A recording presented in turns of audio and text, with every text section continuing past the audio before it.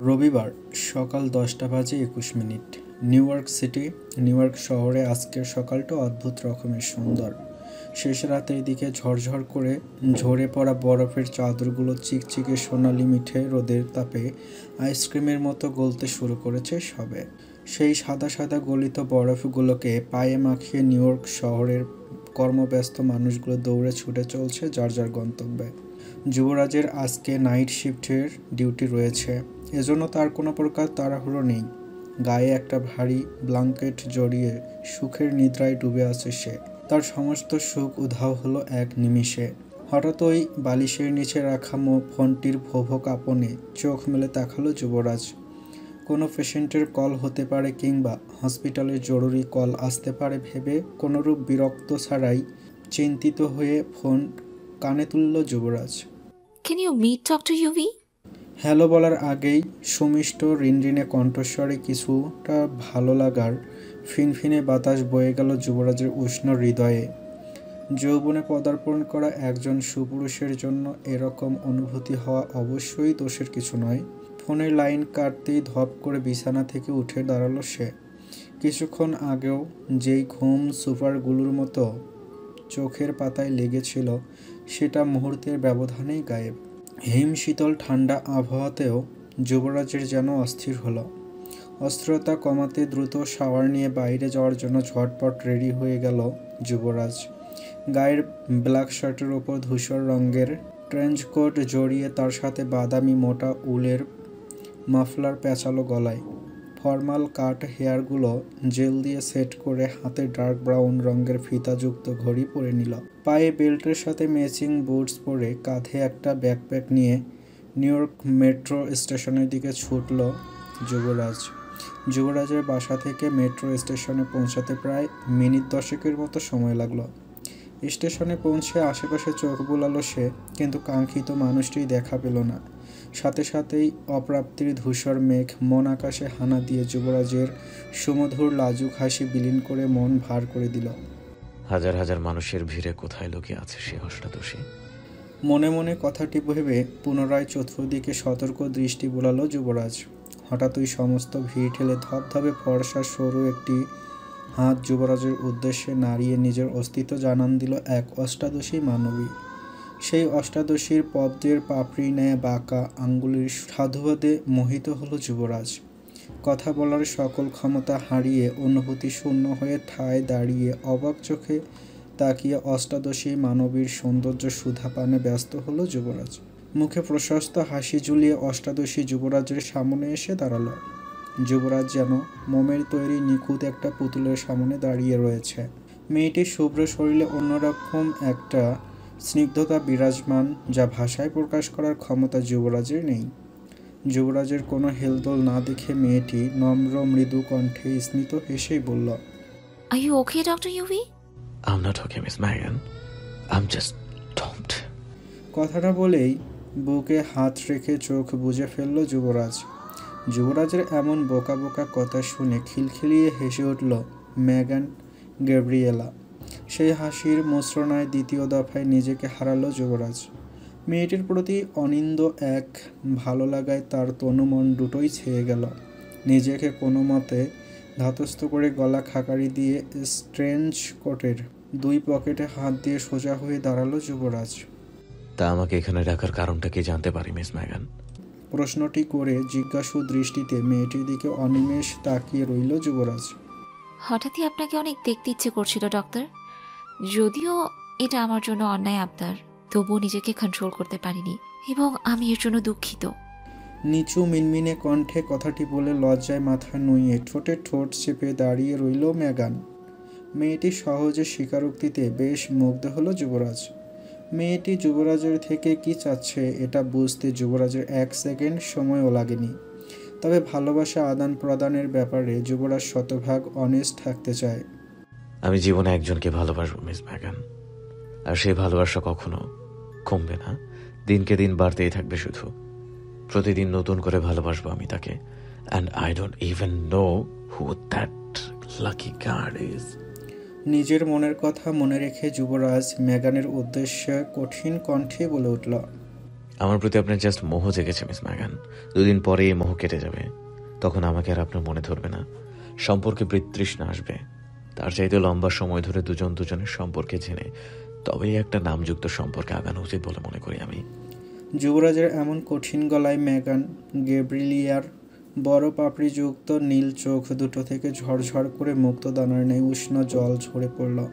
মেয়ে মানুষের কান্না বরাবরই পুরুষ হৃদয়ের দুর্বলের কারণ। যুবরাজের বেলাও তাই ঘটল। তার বিগলিত মন বারবার আগ্রসী হলো তরুণীর চোখে জল মুছিয়ে দিতে, কিন্তু যুবরাজ কঠিনভাবে নিজেকে শাসিয়ে আটকে রাখল। এমন বিষণ্ণ পরিস্থিতিতে সে হঠাৎই যুবরাজের পকেটের মোবাইল নামক যন্ত্রটি কর্কশ স্বরেই বেজে উঠল। সেই শব্দে কিঞ্চিত কেঁপে উঠল মেগান। দ্রুত ফোন রিসিভ করতেই ওপাশ থেকে কেউ একজন খুব সিরিয়াসভাবে কিছু বলে চলল, যেটা শোনামাত্র যুবরাজের চোয়াল শক্ত হয়ে কপালের শিরা ফুটে উঠল। ওপাশের ব্যক্তির কথা শেষ হতেই যুবরাজ লম্বা একটা দীর্ঘশ্বাস লুকিয়ে বলে উঠল, ওটি রেডি করতে বল, আমি এক্ষুনি আসছি। ফোন কেটে পকেটে ভরতেই যুবরাজ মেগানের দিকে আহত দৃষ্টি দিল। মিস ম্যাগান, হঠাৎই আপনার বাবার অবস্থা খুব খারাপ হয়ে গেছে, এক্ষুনি অপারেশন করানোটা জরুরি। আপনি হসপিটালে চলুন আমার সাথে প্লিজ।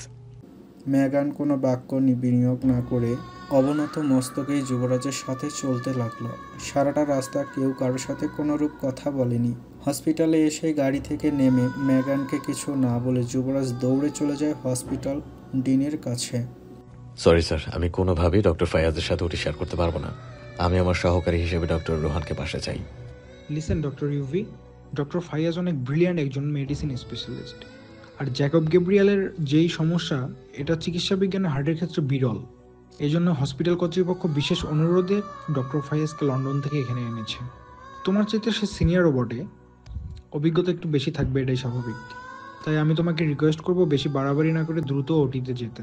তোমরা দুজনেই যদি জ্যাকব গ্যাব্রিয়েলকে সুস্থ করে তুলতে পারো, এটা আমাদের হসপিটালের রেপুটেশনের জন্য অনেক বেটার হবে। আর এই অপারেশনের জন্য সে যে কোনো চার্জ পর্যন্ত নেবে না। এখন তুমি যদি তার সাথে নিজেকে খাপ খাওয়াতে না পারো, এটা তোমার ব্যর্থতা।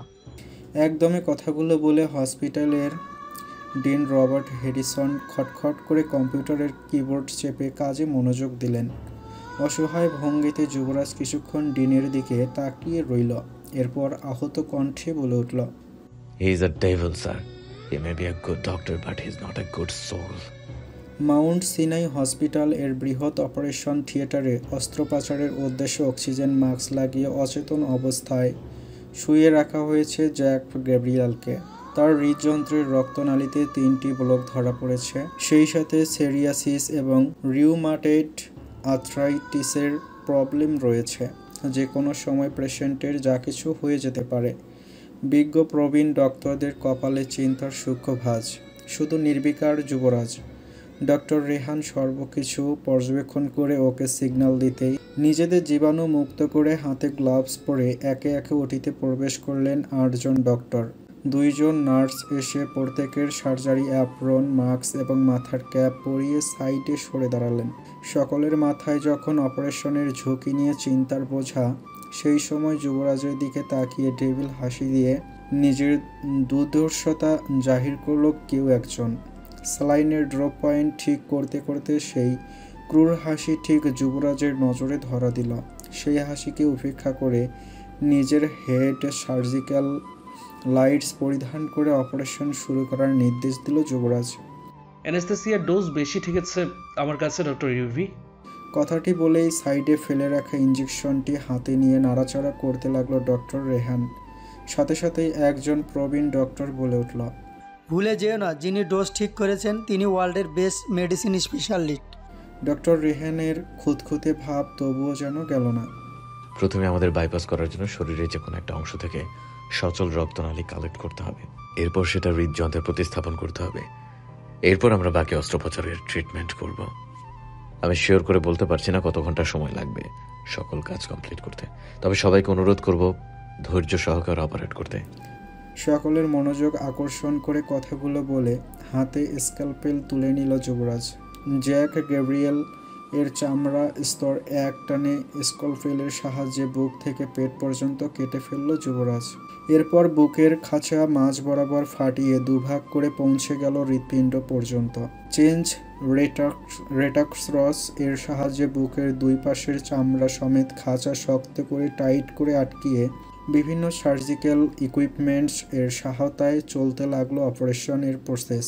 ডক্টর ফাইয়াজ একে একে কোথায় কতটুকু মেডিসিন প্রয়োগ করতে হবে সেটার দিক নির্দেশনা দিচ্ছেন। ডক্টর রেহান জ্যাক গ্যাব্রিয়েল এর পায়ের থেকে সচল রক্তনালী কেটে নিয়ে যুবরাজের দিকে একটা ফোরসেপস এর সহায়তায় এগিয়ে দিল। দক্ষ যুবরাজ একে একে তার কাজ শেষ করে সাকশন এর সাহায্যে যেই অতিরিক্ত ব্লাড ফ্লুইড ক্লিন করার প্রসেস শুরু করতে নেয়, ঠিক তখনই হার্টের সকল জয়েন্ট ছুটে ফিনকি দিয়ে রক্ত উপচে পড়ে যুবরাজের মুখে গিয়ে লাগে। এই দৃশ্য দেখে সকল ডক্টরসদের মধ্যে ভয়াবহ আতঙ্ক পরিলক্ষিত হতে থাকে। মুহূর্তেই শেষ হয়ে যাওয়া সাকসেসফুল অপারেশনটি অদক্ষ ডাক্তারের ভুল অপারেশনের রূপ নেয়। যুবরাজ দ্রুত হ্যামস্টার টুলসের সহায়তায় রক্তনালীগুলো রোধ করে ব্লিডিং ফ্লো কমানোর চেষ্টা করে, কিন্তু সেটা করার পরিবর্তে দ্বিগুণ ফোর্সে জ্যাক গ্যাব্রিয়েলের নাক মুখ দিয়ে ছিটকে বেরিয়ে আসে। মুহূর্তেই অপারেশন থিয়েটারে রক্তের বন্যা বয়ে যায়। পেশেন্টের পালস মনিটরের বিপ বিপ আওয়াজ যুবরাজের মস্তিষ্ক বিক্ষিপ্ত করে তুলছে। উন্মাদের ন্যায় যুবরাজ ডক্টর রেহান এবং বাকি ডক্টর জ্যাক গ্যাব্রিয়েলকে বাঁচানোর শেষ চেষ্টা করে যাচ্ছেন, কিন্তু ডক্টর ফাইয়াজ নীরব, যেন কোনো মজার তামাশা দেখতে বসেছেন তিনি। পাশের চেয়ারে পায়ের ওপর পা তুলে রক্তযুক্ত হাত দুটো থুতনিতে ঠেকিয়ে আয়েসি ভঙ্গিতে মুখে তৃপ্তির হাসি ঝুলিয়ে রক্তের স্রোত দেখে যাচ্ছেন। তার কাছে মনে হচ্ছে এর চাইতে মজার এবং আনন্দের কোনো দৃশ্য পৃথিবীতে দ্বিতীয় হতেই পারে না। মুহূর্তেই পালস রেটিং 0-তে এসে মনিটরের বিপ সাউন্ড শীতল হয়ে এলো। বাকি ডক্টরস হাল ছেড়ে নিজেদের সার্জিক্যাল মাস্ক খুলে ফেললেন, কিন্তু যুবরাজ তার চেষ্টায় অনড়। চিকিৎসা বিজ্ঞানের সকল কৌশল ফলো করেও যুবরাজ ব্যর্থ হয়ে মুখ থুবড়ে পড়ল। তার ধবধবে সাদা অ্যাপ্রন রক্তে লাল বর্ণ ধারণ করেছে। শুধু তাই নয়, সমস্ত শরীর চুইয়ে চুইয়ে রক্তের টকবগে ফোঁটা গড়িয়ে পড়ছে। বাকি ডক্টরস নিজেদের অপারগতা স্বীকার করে বেরিয়ে যেতেই হাঁটু মুড়ে বসে পড়ল যুবরাজ। এই প্রথম তার নিজেকে খুনি মনে হলো। নিজের দক্ষতা আর জ্ঞানের পরিধির বিশ্বাসে সকলের অমত অগ্রাহ্য করে অপারেশন পেপারে সাইন করেছিল সে। তবে আজ কোথায় গেল সেই জ্ঞান আর দক্ষতা? কি জবাব দিব আমি ম্যাগানকে? নিস্তব্ধ ওটি রুম মুহূর্তেই ভয়ঙ্কর হো হো হাসির শব্দে উত্তাল হলো। মেঝে থেকে দৃষ্টি তুলে হাস্যরসে মজে থাকা ব্যক্তির দিকে দৃষ্টি নিবদ্ধ করল যুবরাজ। চেয়ারে বসে নিজের মাস্ক আর ক্যাপ খুলে রক্ত ভেজা হাতে এলোমেলো চুল ব্যাকব্রাশ করে কিটকিটিয়ে হেসে উঠল ডক্টর শেরহাম ফাইয়াজ। কেমন দিলাম ডক্টর ইউভি? তোমার ক্যারিয়ারে অবশেষে দাগ লাগাতে পারলাম আমি। কেন করছে এমন জঘন্য কাজ? কি করেছে আমি তোমাকে? কান্না ভেজা আহত কণ্ঠে প্রশ্নবান সুরে শেরহামের দিকে গভীর দৃষ্টি প্রয়োগ করল যুবরাজ। তুমি কিছুই করনি ডক্টর, এটা আমার নেশা। আমি এগুলোর মধ্যে আমার সুখ খুঁজে পাই এবং আমি সুন্দর সুন্দর দৃশ্য দেখতে পছন্দ করি। পৃথিবীতে সবচেয়ে সুন্দর দৃশ্য কি জানো? পৃথিবীতে সবচেয়ে সুন্দর দৃশ্য হচ্ছে মানুষের মৃত্যুর দৃশ্য। যেই মৃত্যু যত কষ্টের, সেই মৃত্যুর দৃশ্য তত সুন্দর। আহ, বহুদিন বাদে তাজা রক্তের গন্ধ পেলাম। So yummy. নিজের অসাড় হয়ে যাওয়া শরীরটাকে কোনো মতে টেনে হিঁচড়ে অপারেশন থিয়েটার থেকে বাইরে করিডোরে বেরিয়ে এলো যুবরাজ। রক্তে জবজবে ভেজা পেটানো শরীরটা তার কাছে ভর শূন্য লাগছে। মাথাটা ক্রমাগত ভোভো শব্দে উদ্বেলিত করছে সব কিছু। চিন্তা ভাবনা সব কিছুই লোপ পেয়ে নিজেকে বড্ড ঘেলুহীন মানব ঠেকছে। কিছুক্ষণ আগের বিভৎস ঘটনা বেমালুম ভুলে এলোমেলো পায়ে উদ্ভ্রান্তের মতো ফাঁকা দৃষ্টিতে হেঁটে চলছে যুবরাজ। পরিহিত ধবধবে সাদা রঙের ডক্টর অ্যাপ্রনটা থেকে চুইয়ে চুইয়ে হালকা জমাট বাঁধা রক্ত, গাঢ় লাল রক্ত বিন্দুগুলো সারা করিডোরময় ছড়িয়ে যাচ্ছে। সেদিকেও যুবরাজের কোনো হেলদোল নেই। পুরো আকাশের সোনালি সূর্যটা ধীরে ধীরে পশ্চিম আকাশে অস্তমিত হচ্ছে। তার লাল টকটকে আভা যেন আলাদা একটা সৌন্দর্যের উপমা।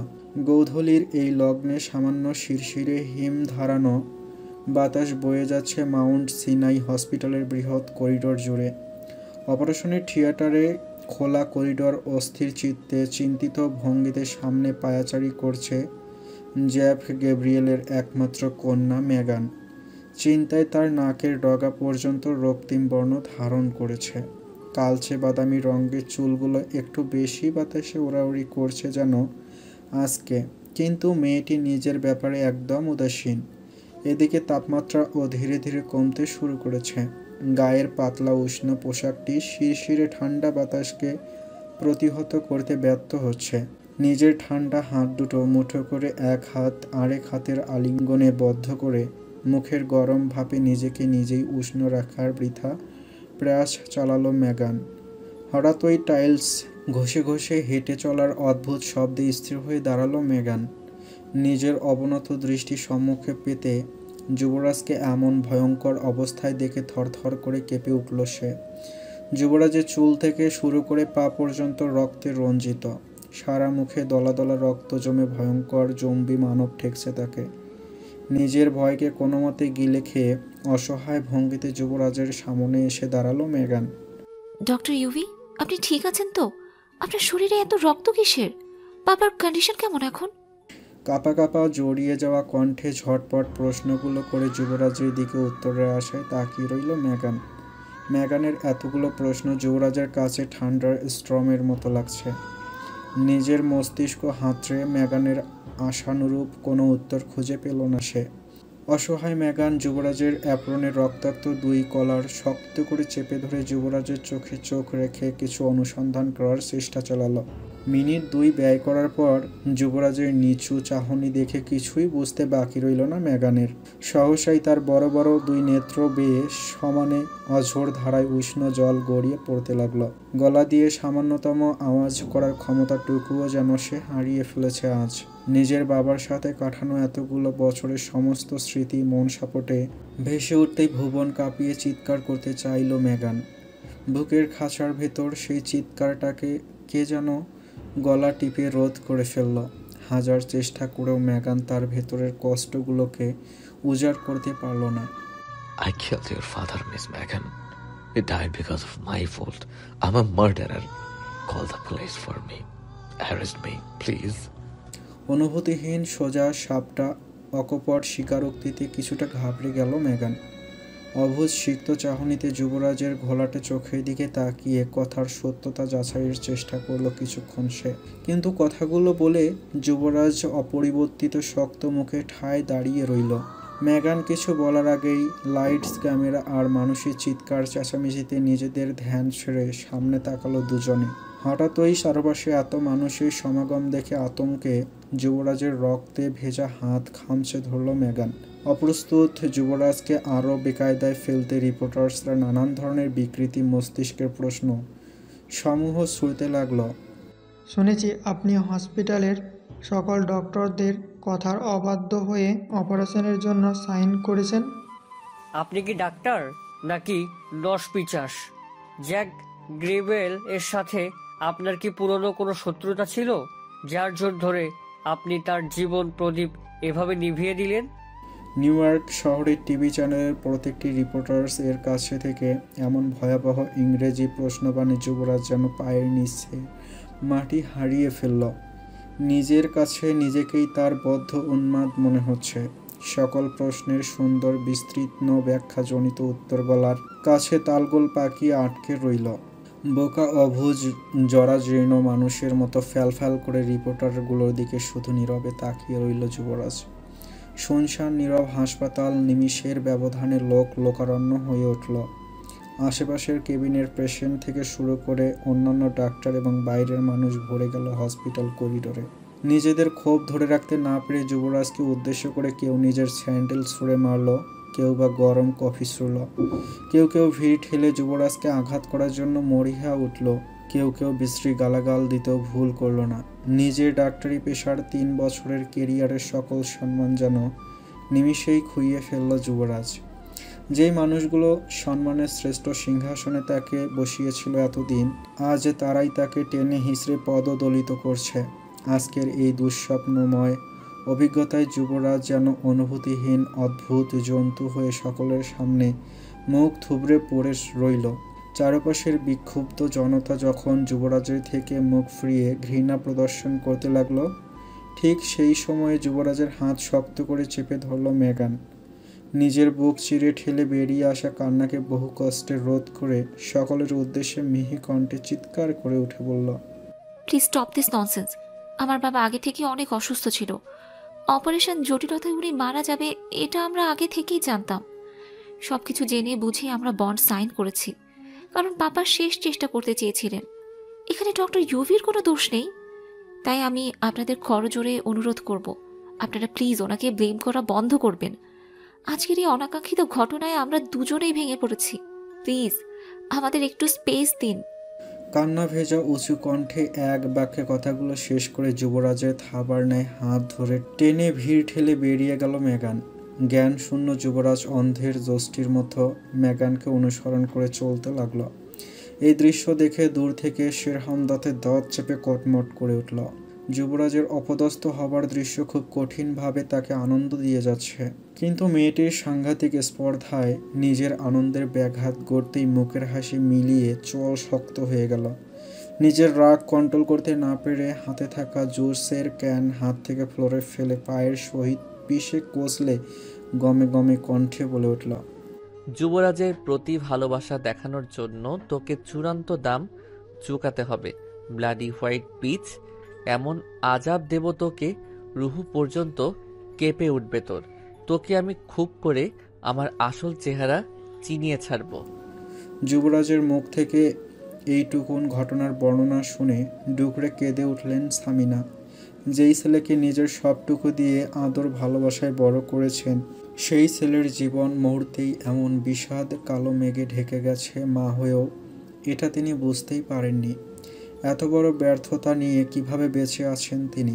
নিজের সকল ব্যর্থতা ঘুচাতে শক্ত হাতে যুবরাজকে বুকে টেনে হাউমাউ করে কেঁদে উঠলেন সামিনা। বাবা রে, ও বাবা, আমার সোনা বাবা, মাম্মা তোর কষ্ট বুঝতে পারেনি রে বাবা। না বুঝে সব সময় তোর উপর অনেক কিছু চাপিয়ে দেওয়ার চেষ্টা করেছি আমি। আমাকে মাফ করে দে আব্বা। সামিনার কান্নায় আকাশ বাতাস ভারী হলো। সামিনার পিঠ জড়িয়ে কাঁধে থুতনিতে রেখে নীরবে অস্ত্র বিসর্জন দিতে লাগলো যুবরাজ। আমার ভালোবাসার মানুষগুলোকে আমার থেকে কেড়ে নেবে মাম্মা, আমাকে বরবাদ করতে এটাকেই সে শক্ত হাতিয়ার হিসেবে বারবার ব্যবহার করতে চাইছে। কথাগুলো বলে দ্রুত দুই হাত দিয়ে চোখ মুছে উঠে দাঁড়ালো যুবরাজ। নিজের চোখের ঝরে যাওয়া অশ্রুদানা নরম হাতের করপুটে মুছে যুবরাজের উদ্দেশ্যে সামিনা শুধালো, তুই কি কাউকে ভালোবেসেছিস কখনো বাবা? সামিনার প্রশ্ন শুনে বাইরের খোলা জানালায় শূন্য দৃষ্টি মেলল যুবরাজ। এরপর লম্বা একটা দীর্ঘশ্বাস ছেড়ে ধরে আসা গলায় বলল, ডক্টর রেহানের বোনকে বিগত 8 বছর ধরে আমি ভালোবাসি মাম্মা। মাউন্ট সিনাই হসপিটাল থেকে যুবরাজকে চিরজীবনের জন্য নিষিদ্ধ ঘোষণা করা হয়েছে। শুধু তাই নয়, নিউ ইয়র্ক সিটির কোনো হসপিটাল এই যুবরাজ আর ডাক্তারি পেশায় নিয়োজিত করতে পারে না। হসপিটালের ডিন যুবরাজের সকল মেডিকেল স্টাডির ডকুমেন্ট মুখ বরাবর ছুঁড়ে মারলেন। You are a murderer. I don't want you anymore. Get out of here before I snap your neck. ডিনের মুখের এমন কঠিন শব্দগুলো যুবরাজের কর্ণকুহরে বারবার বাজতে লাগলো। যেই ডিন যুবরাজের সাফল্যে কত শত বাহবা দিয়েছেন, সেই মুখেই আজ সে তাকে একজন খুনি উপাধি দিচ্ছেন। নিজের সাথে ঘটে যাওয়া সব কিছু যুবরাজের কাছে অবিশ্বাস্য লাগছে। হসপিটাল থেকে ডিনের রাগী আগ্রাসী চেহারা দেখে যুবরাজের দৃষ্টি স্থির হয়ে রইল। ডিনের মুখের এমন অসহনীয় বাণী সহ্য করতে না পেরে নিজের দুই কান চেপে ধরে হাঁটু মুড়ে ফ্লোরে বসে পড়ল যুবরাজ। ডিন আরও কিছু বিশ্রী অশ্রাব্য গালাগাল করে পুলিশকে নির্দেশ দিল, Please arrest him. New York police যখন যুবরাজের হাতে হ্যান্ডকাফ লাগালো, যুবরাজের তখন মনে হতে থাকে সে কোনো ভয়ানক দুঃস্বপ্ন দেখছে। একটু পরেই ঘুম ভেঙে গেলে হয়তো স্বপ্নটাও ভেঙে যাবে। সেই ভরসায় যুবরাজ নির্বিকার হয়ে মেঝেতেই বসে থাকে। যুবরাজের শার্টের কলার ধরে টেনে হিঁচড়ে দাঁড় করিয়ে 4 জন পুলিশ হসপিটালের বাইরে টানতে টানতে নিয়ে যায়। পিছন থেকে অসহায় মেগান যুবরাজকে বাঁচানোর প্রাণপণ চেষ্টা করে যাচ্ছে, কিন্তু তাকে যেন কেউ শুনতেই পাচ্ছে না। প্লিজ ইউভিকে ছেড়ে দিন আপনারা, তার কোনো দোষ নেই। যেখানে আমার বাবার মৃত্যুতে আমি কোনো আইনি ঝামেলায় যাচ্ছি না, সেখানে আপনারা কেন রাগ গলাচ্ছেন? মেগানের ভাঙ্গা গলার ফ্যাসফ্যাসে আওয়াজ কারো কানেই প্রবেশ করল না। শেষমেশ উপায় না পেয়ে অষ্টাদশী অসহায় বালিকা যুবরাজের কোমর পেঁচিয়ে জাপটে ধরে আটকাবার চেষ্টা করে। মেয়েটিকে পাগল আখ্যা দিয়ে সজোরে ধাক্কা দিয়ে সরিয়ে দেয় একজন শ্বেতাঙ্গ পুলিশ অফিসার। যুবরাজ কিছু ঠাউর করার আগেই পুলিশ ক্যাবের দরজা খুলে ভেতরে ঠেসে বসিয়ে গাড়ির দরজা লাগিয়ে পুলিশ স্টেশনের দিকে চলতে থাকে। এদিকে শীর্ণ শরীরটা ধাক্কার টাল সামলাতে না পেরে পাশে থাকা খুঁটির সাথে বাড়ি খেয়ে পড়ে যায়। সহসাই ধবধবে সাদা কপাল ফেটে ফিনকি দিয়ে বেরিয়ে আসে লাল রক্তের উষ্ণ তরল। আশেপাশে কি হচ্ছে না হচ্ছে সেটা নিয়ে ডক্টর রেহানের কোনো মাথা ব্যথা নেই। তার মাথায় একটাই চিন্তা বারবার ঘুরছে। কেউ ইচ্ছে করে যুবরাজকে ফাঁসানোর চেষ্টা করছে। যে করে হোক আমাকে সত্যটা উদ্ঘাটন করতেই হবে। ঘৃণ্য চক্রান্ত থেকে যুবরাজকে আবার বের করতেই হবে। নিজের হাতের রক্তে রঞ্জিত গ্লাভস খুলে কোনো মতে ঝুড়িতে ফেলে দৌড়ে ওটি রুমের দিকে চলে গেল রেহান। চারপাশে একবার চোখ মেলে ভালো করে সবকিছু পর্যবেক্ষণ করা চাই। এখানে অবশ্যই বড় কোনো ব্ল্যান্ডার আছে এবং এই মুহূর্তে সেটা আমাকে খুঁজে বের করতেই হবে। নিজের অ্যাপ্রন টেনে খুলে দ্রুত হাতে সেটাকে হ্যাঙ্গারে ঝুলিয়ে শার্টের হাতা ফোল্ড করে নিল রেহান। এরপর নিজের 2 হাতের সাহায্যে উপর হয়ে সারা ওঠি রুমে ছড়িয়ে থাকা জিনিসগুলো একত্র করল। একটা তুলার টুকরো থেকে শুরু করে সিরিঞ্জ পর্যন্ত বাদ রাখল না রেহান। কিছুক্ষণ তল্লাশির পর সেরকম সন্দেহজনক কিছু না পেয়ে আশেপাশে আরও খুঁজতে লাগলো সচেতন নজরে। অদূরে পরিত্যক্ত একটি ডাস্টবিন নজর কাড়ে ডক্টর রেহানের। এটা এখানে কিভাবে এলো? গতকাল যখন ওটিতে এসেছিলাম তখন তো এটা একদম কর্নারের সিটি রাখা হয়েছিল। যুবরাজের চিন্তায় এবং অনাকাঙ্ক্ষিত ঘটনার পরিপ্রেক্ষিতে চতুর রেহান সেই ঝুড়ির দিকে এগিয়ে গেল। এক হাতে ঝুড়িটিকে ধরে অন্য হাতে সার্জারির বড় লাইট অন করে অপারেশন টেবিলের ওপর সেই ঝুড়ি কাত করে সব কিছু ঢেলে দিল। ঝুড়ির ভেতর থেকে বেরিয়ে আসা জিনিসের দিকে তাকিয়ে রেহানের চক্ষু কোঠর থেকে বেরিয়ে আসার উপক্রম। দ্রুত হাতে রেহান সবগুলো সিরিঞ্জ আর কাচের ছোট মেডিসিন কিট চোখের সামনে তুলে নাম পড়তে লাগলো। একে একে 7টা প্রাণঘাতী মেডিসিন দেখে রেহানের প্রাণ কণ্ঠনালী পর্যন্ত চলে এলো। শ্বাস নিতেও যেন তার কষ্ট হচ্ছে। মুহূর্তে মুহূর্তে পিটুইটারি গ্রন্থি থেকে রক্ত ছলকে উঠে মস্তিষ্কের উত্তপ্ত করছে। ঝটপট এভিডেন্সগুলো গুছিয়ে নিজের ফোন বের করে দ্রুত ছবি তুলে জিনিসগুলো নিয়ে নিজের অ্যাপার্টমেন্টের দিকে ছুটে চলল রেহান। স্পেশাল বেল নিয়ে 1 ঘন্টার জন্য যুবরাজের সঙ্গে দেখা করতে এসেছে রেহান। দুদিনেই ছেলেটা অনেকটা শুকিয়ে গিয়েছে। ফর্সা মুখটি মলিনতায় কালো বর্ণ ধারণ করেছে। ক্লিন শেভের চকচকে গাল দুটো খোঁচা খোঁচা দাড়িতে ভরে গিয়েছে। চোখের নিচেও জমেছে অনেকটা কালি। তার গায়ের কমলা রঙা অপরাধীর পোশাক দেখে মনে হচ্ছে 1000 বছরের অত্যাচারিত কয়েদি সে। হাতে হ্যান্ডকাফ লাগিয়ে একজন কনস্টেবল কাছের ক্রিমিনাল ভিজিটিং রুমে যুবরাজকে নিয়ে এসে চেয়ারে বসিয়ে টেবিলে থাকা হ্যান্ডকাফ স্টাফ এর সাথে হ্যান্ডকাফ এর চেইন আটকে দিয়ে বেরিয়ে গেল। সামনাসামনি যুবরাজ আর রেহান তবুও শরীরে স্পর্শ করে বুকে টেনে পিঠে হাতড়ে সান্ত্বনা দেবার কোনো উপায় নেই। সামনে থাকা মজবুত কাছের দেয়ালটি যেন দুজনের মধ্যে যোজন যোজনের দূরত্ব তৈরি করেছে। কেন এসেছিস সেখানে? নিজের ভালো চাইলে চলে যা। আমার সাথে তোকে মাখামাখি অবস্থায় দেখলে ও তোকেও আস্ত ছাড়বে না। আহত নরম স্বরে কথাগুলো বলে নিজের চোখের ফুঁসে ওঠা জলকে নিয়ন্ত্রণের ব্যর্থ চেষ্টা করতে লাগলো যুবরাজ। পকেট থেকে নিজের ফোন বের করে গ্যালারি অপশনে গিয়ে ফোনটা যুবরাজের সামনে মেলে ধরল রেহান। প্রথমে উদাসীন ভঙ্গিতে নজর দিলেও অপরিচিত বিষাক্ত মেডিসিন দেখে থমকে গেল যুবরাজ। না চাইতেও নিজের বাদামি চোখের মণি থেকে টুপটুপ করে অশ্রু ঝরতে লাগলো। তার মানে অপারেশন জটিলতার জন্য জ্যাকব গ্যাব্রিয়েলের মৃত্যু হয়নি? কথাখানা বলে লম্বা আঙ্গুলের সহায়তায় থুতনি সমেত নিজের মুখ চেপে ধরল যুবরাজ। না, ওনাকে কার্ডিয়াক অ্যারেস্টের ইনজেকশন পুশ করা হয়েছে। শুধু তাই নয়, তার বয়সের তুলনায় বেশি পরিমাণে অ্যানেস্থেসিয়া ইনজেক্ট করা হয়েছে তার শরীরে। নর্মাল অ্যানেস্থেসিয়ার পরিবর্তে তাকে সোডিয়াম থিওপেন্টাল বারবিরেট অ্যানেস্থেসিয়া দেওয়া হয়েছে। এই জন্যই সে এত দ্রুত অবচেতন হয়েছিল। সবচেয়ে মারাত্মক খেলা কি খেলছে জানিস? যুবরাজের উদ্দেশ্যে প্রশ্ন ছুড়ে বিজ্ঞের ন্যায় তাকিয়ে রইল রেহান। অবশ শিশুর ন্যায় যুবরাজ রেহানের চোখে চোখ রেখে আহত কণ্ঠে জানতে চাইল, কি করেছে? আমাদের সামনে ও জ্যাকব গ্যাব্রিয়েলকে পটাশিয়াম ক্লোরাইড পুশ করেছে, যার জন্য ধীরে ধীরে কার্ডিয়াক অ্যারেস্ট হয়ে জ্যাকব গ্যাব্রিয়েল মৃত্যুবরণ করেছেন, কিন্তু আমরা কেউই টের পাইনি। রেহানের মুখে শেরহামের এমন হৃদয়হীনের মতো খুনোর বর্ণনা শুনে নিজের চুল খামচে ধরে টেবিলে কপাল ঠেকিয়ে চোখ বন্ধ করে কষ্টে বেরিয়ে আসা চিৎকার রোধ করল যুবরাজ। কোনো কিছুই যেন তার মাথায় ঢুকছে না। শেরহাম কেন তার পিছনে এভাবে লেগেছে এটাও তার অজানা। তুই আমাকে শেরহামের সকল আপডেট কালকের মধ্যে জানাবি। আগামী 2 দিনের মধ্যে আমাকে কোর্টে তোলা হবে। এত বড় গেম যেহেতু শেরহাম আমার সাথে খেলেছে, তাহলে এত দ্রুত আমাকে ছাড়বে না।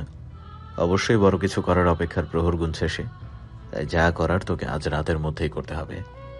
যুবরাজের কথা শেষ হতে না হতেই কনস্টেবল নম্রভাবে জানিয়ে দিল, ইওর টাইমস আপ। যাবার আগে যুবরাজের গভীর চোখের দিকে একবার চাইল রেহান। চোখে চোখে নিজেদের প্রয়োজনীয় কথা সারতেই জেল থেকে বেরিয়ে নিজের গাড়িতে উঠে বসল রেহান। তোকে আমার খুব ভালো লাগে মির্জা যুবরাজ শাহির, আর ভালো লাগে বলেই তোকে আমি এভাবে কষ্ট দেই।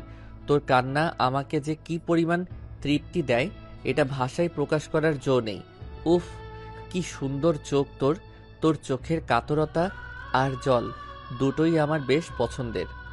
মৃদু হলুদ আলোর নির্জন কক্ষে ইজি চেয়ারে বসে হুইস্কির গ্লাসে বরফ ঢেলে তা নাড়তে নাড়তে বিড়বিড় করে কথাগুলো বলে চলছে শেরহাম। বিশাল বড় অ্যাপার্টমেন্টের বৃহৎ কক্ষ জুড়ে যুবরাজের বড় বড় ছবি আর লেখালেখিতে পরিপূর্ণ। তুই না চাইতেও অনেক বড় ভুল করে ফেলেছিস যুবরাজ। তোর প্রথম অপরাধ তুই আমার মনে ধরেছিস। মনে ধরার একটা কারণ আছে অবশ্য। তোর জন্য আমি আমার পাপার কাছে অবহেলিত হয়েছি। আমার পাপার ভালোবাসায় ভাগ বসানোর দুঃসাহস দেখিয়েছিস তুই। তোর জীবনের সব ভালো আমি আস্তে আস্তে কেড়ে নেব, দেখিস। দাঁতে দাঁত পিষিয়ে কথাগুলো বলেই হো হো করে হেসে উঠল শেরহাম। মুহূর্তেই সেই হাসি বিলীন হয়ে তা ক্রোধের রূপ নিল। সেই ক্রোধ ঠেকাতে না পেরে হুইস্কির বোতল দিয়ে নিজের মাথা নিজেই বাড়ি মারল শেরহাম। শক্ত বোতলের সজোর আঘাতের সাথে সাথেই মাথা ফেটে উষ্ণ রক্তধারা গড়িয়ে পড়ল শেরহামের চিবুক আর কপাল বেয়ে। কিঞ্চিত আলোতে বেলকনির বিশাল থাই পার্টিশনে নিজের রক্তাক্ত ভয়ঙ্কর অবয়ব দেখে কিটকিটিয়ে হেসে উঠল Sherham. Sherham Fayaz is the most handsome man in the world. কথাটা সগর্বে বলে কিছুক্ষণ হাসার পর আপনা আপনি হাসি বন্ধ করে কঠিন রাগে ফুঁসতে লাগলো সে। নিজের মুখায়বে 2 হাতের আঙ্গুলি সঞ্চালন করতে করতেই ভাবতে লাগলো, আমি যদি পৃথিবীর সবচেয়ে সুদর্শন পুরুষ হই তাহলে ম্যাগান গ্যাব্রিয়েলা যুবরাজের হাত ধরল কেন? তাহলে কি যুবরাজ বেশি সুদর্শন? এইবার যেন শেরহামের রাগ গগনচুম্বী হলো। নিজেকে নিজেই শক্ত হাতে আঘাত করতে করতে রক্তাক্ত করে ফেলল নিমিষেই। এরপর সেখান থেকে উঠে এসে একটা রিভলভার তুলে নিয়ে ওয়ালে টাটানো যুবরাজের বিশালাকার ফটোতে একের পর এক গুলি চালাতে লাগলো। এভাবে কিছুক্ষণ কেটে যাবার পর রক্তাক্ত শরীরে ধপ করে বিছানায় শুয়ে ঘুমের রাজ্যে তলিয়ে গেল শেরহাম। ব্যালকনির এক কর্নারে দাঁড়িয়ে সবটাই অবলোকন করল রেহান। এরপর ধীরে সুস্থে স্টিলের পাইপ বেয়ে নিচে নেমে এলো। আজকে যুবরাজকে কোর্টে তোলা হয়েছে। প্রত্যেকে অধীর আগ্রহে হিয়ারিংয়ের জন্য অপেক্ষা করছে।